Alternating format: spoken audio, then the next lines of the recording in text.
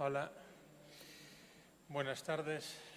Bueno, antes de nada, pues quería agradecer a la organización y en particular pues a Bayer la invitación para poder estar aquí, que la verdad es que estoy encantado en este foro y de venir a presentar prácticamente en exclusiva nuestra aplicación sobre anticoagulación, ¿no? ¿Cómo nace esta aplicación? Voy a dividir un poco en dos partes mi presentación. Los primeros 10 minutos, pues un poquito por qué nace, cuál es la necesidad de esta aplicación y luego pues vamos a ver un poco cómo funciona y qué aporta, ¿no? Pues la fibrilación auricular, y estos son datos del estudio Ibericán que está por ahí anunciado y que promovemos desde Semergen, pues lo que nos dice este estudio, con ya 5.000 pacientes reclutados a principios de este año, pues que el 5,5% de los pacientes que vemos en nuestras consultas tienen fibrilación auricular, ¿no? Y además que es una enfermedad pues mayoritariamente, aunque por poco, pues más frecuente en varones, pero claramente relacionada con la edad, ¿no? No es que la edad media sea solo de 70 años, sino que si nos vamos a grupos extremos es claramente más prevalente en pacientes ancianos. Y de hecho, si vamos por tramos de edad, pues lógicamente se dispara la prevalencia de fibrilación auricular a partir de los 60 años. ¿Qué es lo que pasa? Que la población española tiende a envejecer y a pasos agigantados, con lo cual se espera en los próximos años una prevalencia cada vez mayor. Y un problema añadido a la fibrilación auricular es que no suele ser una patología aislada. Todos los factores de riesgo son más prevalentes en los pacientes con fibrilación auricular, toda la patología cardiovascular es más frecuente en pacientes con fibrilación auricular. O sea que son pacientes especialmente complejos y que en el fondo pues, nos da cierto reparo a veces meter mano en la anticoagulación. ¿Cuál es el problema? Que no es una patología banal, es una enfermedad con todas las letras. ¿Por qué? Porque tiene complicaciones muy serias, entre ellas el ictus, ¿no? El ictus es más frecuente, 5 veces más frecuente que en los pacientes sin fibrilación auricular, pero si el paciente es un hipertenso que debuta con una FA, ese riesgo se multiplica casi por 24 en los siguientes años, ¿no? Y el problema es que el ictus cardioembólico es el que tiene peor pronóstico en cuanto a incapacidad y en cuanto a mortalidad. O sea que realmente esto va a acarrear una carga social para las arcas públicas y para el propio paciente, sin ninguna duda, en cuanto al pronóstico que va a tener, ¿no? Y la segunda consecuencia importante es que la fibrilación auricular, y estos son datos del Framingham, desde el mismo momento en que debuta, y tanto en hombres como en mujeres y en cualquier grupo de edad, asocia más mortalidad. Los pacientes con fibrilación auricular se mueren más independientemente de que sean más mayores o más jóvenes. Por lo tanto, debemos de abordar y tratar correctamente esta enfermedad. De hecho, en este metaanálisis en el que se evaluó la eficacia en mortalidad y en prevención de ictus con fármacos antivitamina K, el famoso Sintron, pues reducía drásticamente tanto la incidencia de eventos tromboembólicos como la mortalidad. Y, de hecho, pues la recomendación que nos da nuestro ministerio es que todo paciente cuando debuta con FA y tiene el riesgo elevado de un fenómeno tromboembólico debemos de anticoagular con antivitaminas K, ¿no? Mensajes que nos debemos llevar para casa de entrada, y luego seguimos avanzando, pues que la FA es una enfermedad muy prevalente, compleja por la asociación de otros factores de riesgo y de otras enfermedades, que tiene un pronóstico malo si no la tratamos correctamente y que el tratamiento es la anticoagulación oral. Esa es la realidad, pero el problema nace con los propios antivitamina K. Son fármacos inestables que requieren un ajuste de dosis continuo y los estudios que se han hecho en nuestro país pues dicen que el ajuste podía ser mejor, ¿no? Y que alrededor del 40%, y son 3 estudios diferentes, los 2 primeros en atención primaria, el primero lo hicimos en Galicia, el segundo, el Paula, se hizo en toda España y el Califa en consultas externas de cardiología. Independientemente del ambiente en el que se haya hecho el estudio, pues todos rondamos un 40% de mal control.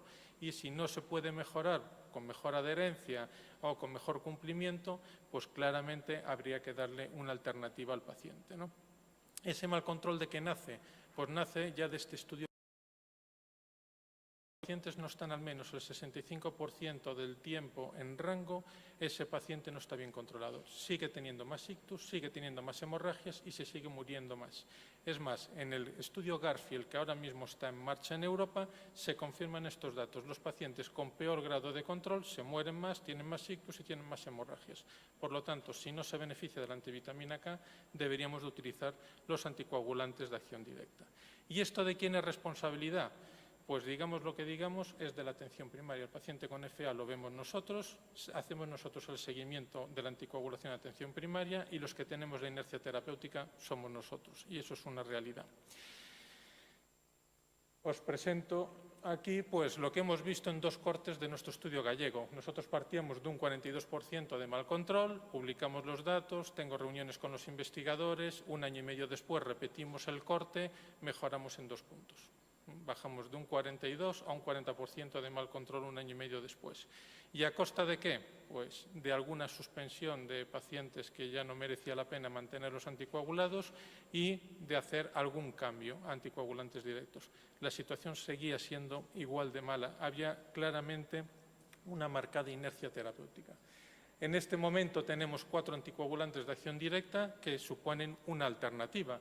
De hecho, son al menos igual, si no mejores, en cuanto a eficacia frente a la warfarina y son claramente más seguros en el ítem de hemorragia intracraneal. Por lo tanto, no hay discusión sobre la posible alternativa que pueden plantear.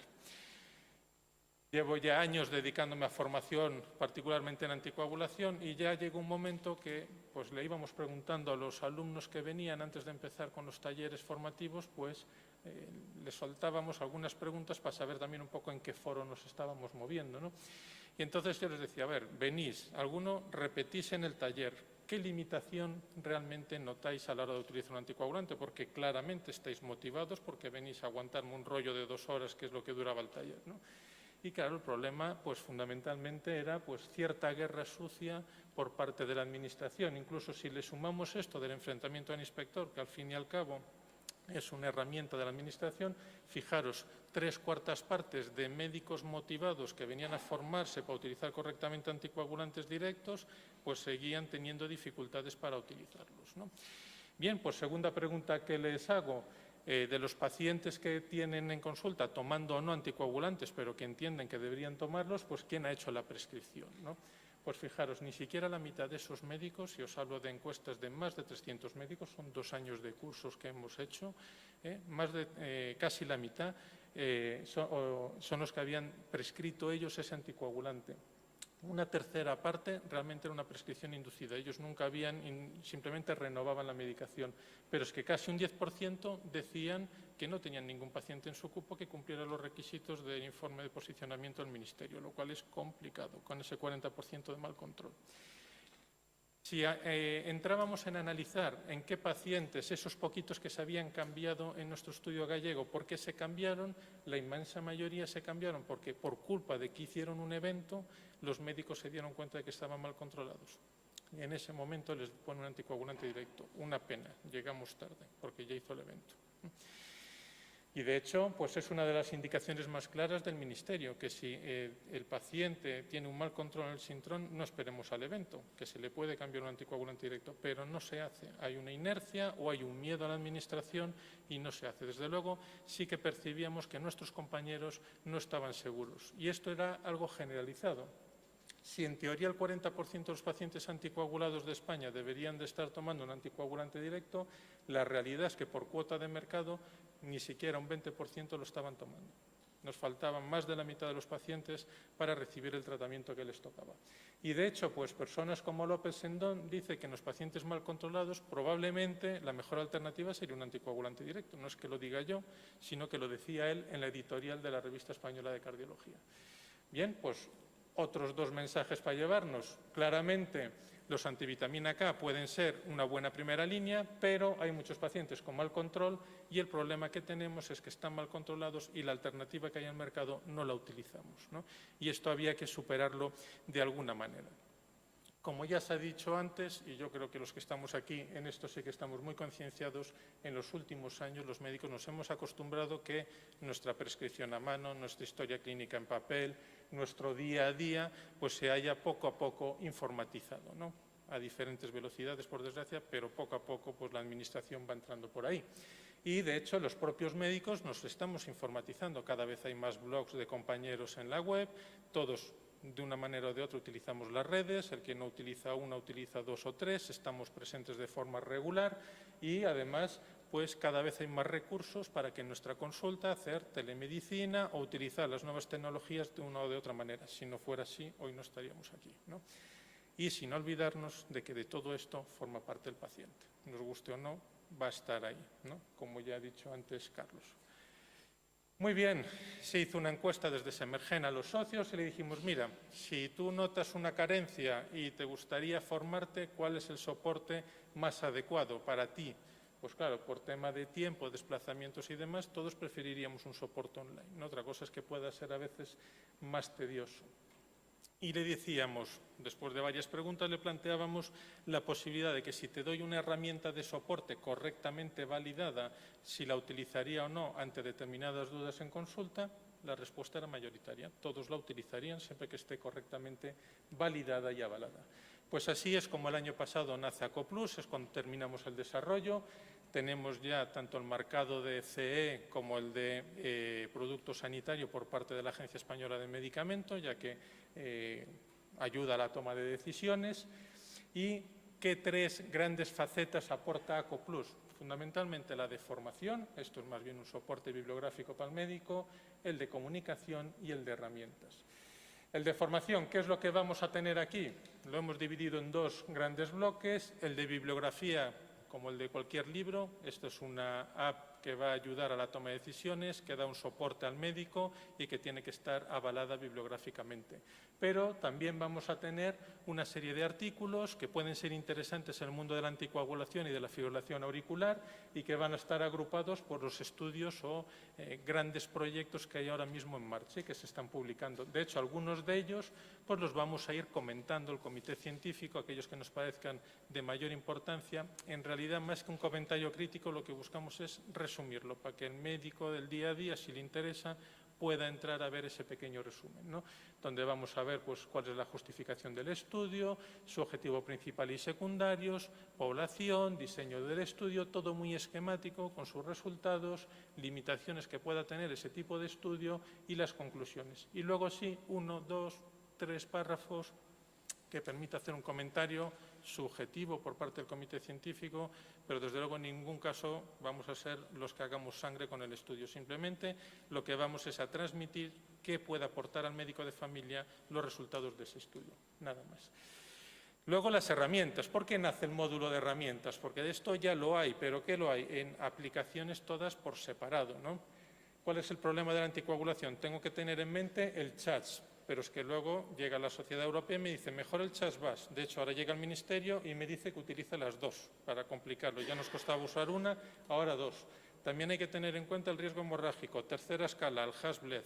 Hombre, los que estamos metidos en esto continuamente es más fácil, pero el que ahora ve un paciente depresivo, luego un paciente traumatológico con un esguince y luego te viene el paciente para anticoagular, hombre, según el día que tengamos nos puede costar, ¿no? Y esto, pues, son escalas todas en el informe de posicionamiento y que hay que utilizar, y hay que utilizarlas correctamente. Luego llegan los fármacos y cada uno de ellos tiene una dosificación diferente en condiciones diferentes, los más fáciles de usar solo en función de la función renal, valga la redundancia, pero los más complejos hay que tener en cuenta el peso, la función renal y la edad del paciente, y en función de cómo varíen esos parámetros, una dosis o la otra, para volverse loco, ¿no? Entonces, bueno, pues hemos incluido ese módulo de herramientas donde cada compañero pues, podrá utilizar la escala que considere necesaria. Esto es una mera calculadora, pero que en un momento dado, pues tanto en su móvil como en el ordenador de sobremesa como en una tablet, podrá utilizarlo sin ningún problema, ¿de acuerdo? Estas son pues, cada una de las escalas, hasta el Rosendal, que muchos compañeros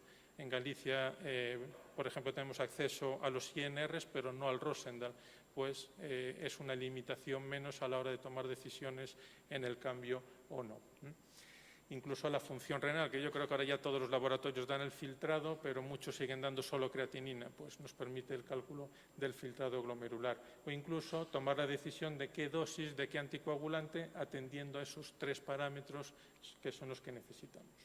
Pero sin duda lo que más se acerca a lo que es nuestra práctica clínica es el asistente completo. ¿Esto qué busca?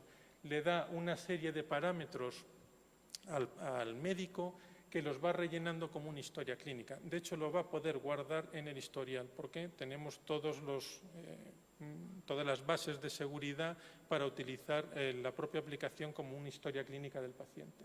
Se pueden ir introduciendo parámetros, si en algún momento hay que calcular algo ya me lleva directamente a la calculadora e implementa el valor y yo con el ratón o con el dedo en el móvil solo tengo que ir marcando qué ítems de estos cumple el paciente. Incluso pues si tengo dudas en alguno de ellos cómo puntuar o no, me voy al puntito de la información y me dice qué tiene que tener el paciente para marcar, en este caso, pues insuficiencia cardíaca. Después me da un resumen de cuánto puntúa en cada escala y me deja escoger el fármaco que por ficha técnica está indicado, ¿vale? Y el orden por el que han llegado al mercado, ¿eh? Es cierto que el patrocinador es Bayer, pero no se ha metido en el desarrollo de la aplicación para nada. Nos ha dejado diseñar y tomar las decisiones que hemos considerado oportuno. Lo más elegante que nos ha parecido por orden de llegada al mercado. Así es como están puestos, siempre que esté indicado, ¿eh? Y a qué dosis está indicado. Otras funcionalidades que entendemos que desde luego no es el fuerte, pero que van a estar ahí, pues la posibilidad de que si yo tengo un paciente con Sintrom, sé que tengo que darle otro fármaco como es Rivaroxaban, pero a partir de qué INR, pues lo voy a tener ahí. O lo tengo con heparinas, ¿cuándo puedo empezar a darle un anticoagulante directo? Pues me dice cuál es la indicación por ficha técnica o cuál es el momento en el que tengo que empezar con él. Y luego, pues posiblemente la gran fortaleza de ACOplus, ¿no? La posibilidad de comunicarme con otros protagonistas en esto de la anticoagulación. Entendemos que posiblemente la que más se utilice es esta, ¿no? Lo que nosotros llamamos la consulta a los expertos o al comité científico. Un compañero puede tener una duda, en este caso pues sería una duda con un electro, e igual que en un email, pues puedo mandarle ese correo o esa duda al comité científico. ¿Cuál es la diferencia? Que aquí puedo poner imágenes de un paciente, porque de nuevo es una plataforma completamente segura, encriptada y podemos manejarla como la historia clínica electrónica que tenemos en nuestros centros de salud. Y así nos lo ha avalado el Ministerio, ¿no? Entonces, el comité científico, de forma anónima o no, según como yo haya formulado la pregunta, porque no nos interesa saber quién me pregunta, me interesa saber que un compañero médico tiene una duda y que se la podamos resolver. Pues ese comité de expertos en un plazo nunca superior a 48 horas laborables, que nadie nos mande una pregunta viernes noche, ¿vale?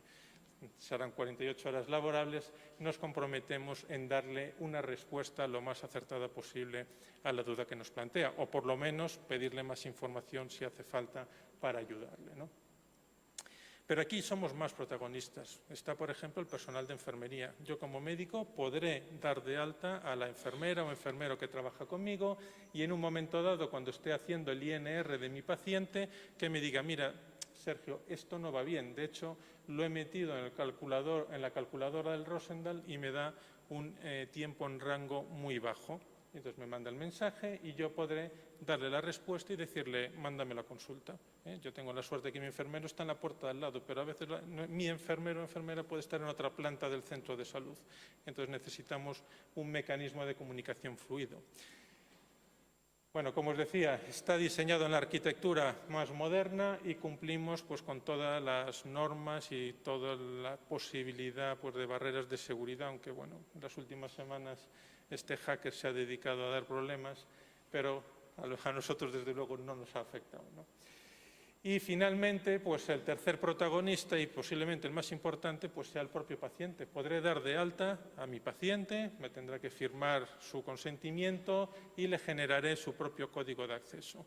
Tranquilidad, el paciente nunca va a poder abrir con vosotros una vía de comunicación. Siempre va a ser el médico el que empiece la vía de comunicación. Cuando me interesa a mí, bueno, el paciente se tiene que registrar como nosotros con un email y nombre. ¿Y cuándo me puede interesar a mí abrir una vía de comunicación? Fundamentalmente en dos situaciones. Una, pues porque hay que programar una visita y no viene, entonces le puedo escribir y decir, mira, acuérdate que te toca la revisión, la analítica, pide cita y ven por la consulta, o si no, monitorizar la adherencia. Podré programarle al paciente el tratamiento, aquí está, el tratamiento que tiene que tomar, en este caso sería arriba de 20, qué fecha empieza, cuánto dura la caja. Puede avisarme a mí la aplicación o no de que la retira y le puedo programar al paciente que le avise de la toma o de la recogida en la farmacia o de las dos cosas. Por lo tanto, todos los protagonistas en la fibrilación auricular pues tenemos un hueco en ACOplus, ¿no? Como os he dicho, compañeros o el comité científico podremos tener una comunicación fluida como cualquier otra plataforma de comunicación, pero tanto con el personal de enfermería como con el paciente siempre seremos nosotros los que abramos la vía de comunicación, no podrán bombardearnos con mensajes, ¿no? Así que el último mensaje para casa, pues realmente que esperamos que ACOplus sea la herramienta que os ayude definitivamente a animaros en la anticoagulación en atención primaria. Muchas gracias.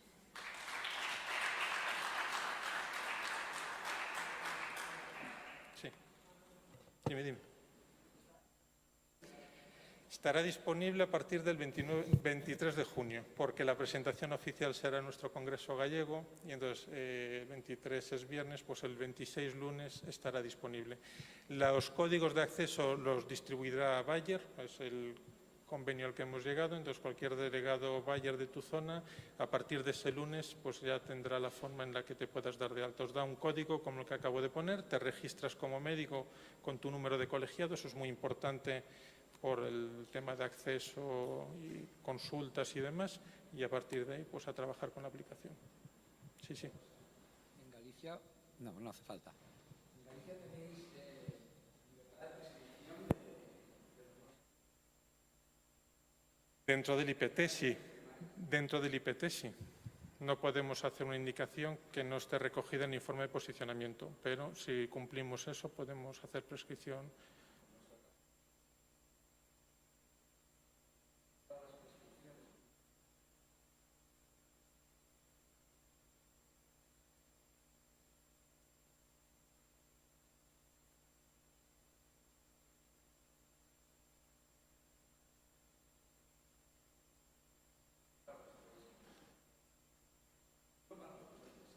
Sí. A ver, en ese sentido nosotros entendemos que la app tiene dos funcionalidades. Primero, darte seguridad como médico para decir, mira, este paciente cumple criterios para utilizar un nuevo anticoagulante y que lo derives. Y lo que sí nos han pedido en algunos territorios de España que tienen este problema y que tienen pues un especialista de referencia, normalmente es un cardio, pero en algunas áreas es un hematólogo o un neurólogo, que tengan todos acceso y poder utilizar el módulo de comunicación para comunicarse con ese especialista de referencia, con lo cual el especialista recibiría al paciente, lo valorará y indicará o no el nuevo anticoagulante, ¿no? Entonces, bueno, entendemos que tiene esa doble funcionalidad. Mientras no sea más homogénea la prescripción de los anticoagulantes, pues claro, eso nosotros no lo podemos cambiar, pero sí podemos dar un soporte para darle seguridad al médico a la hora de decir, mira, te derivo el paciente porque cumple criterios y yo no puedo hacer esa prescripción, ¿no?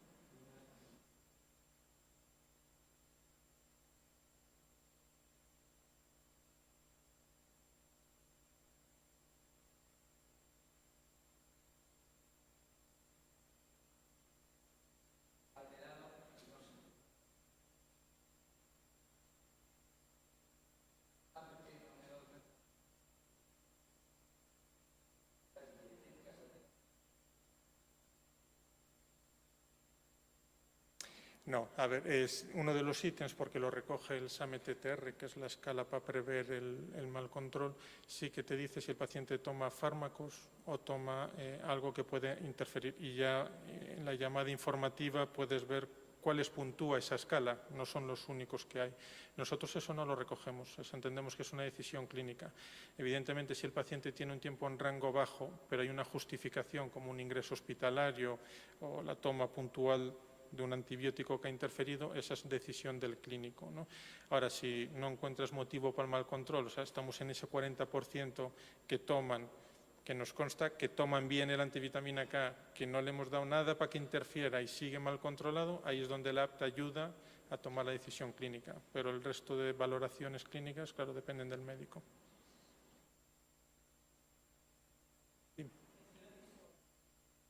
Lo financia todo Bayer, simplemente los va a dar la clave, el delegado, y podéis acceder de forma gratuita.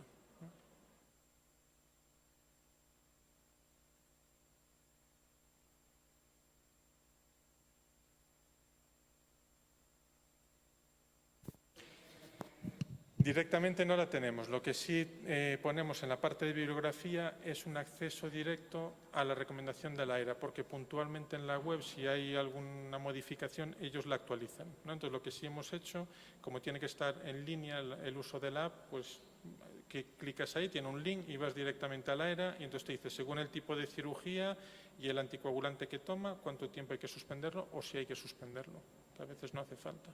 Entonces, en ese sentido es muy operativo. Igual que el IPT, si mañana cambian el IPT, nosotros tenemos un acceso en la bibliografía y tú accedes directamente al nuevo IPT, no al anterior. En eso sí que estará todo actualizado. Nada más. Pues muchísimas gracias.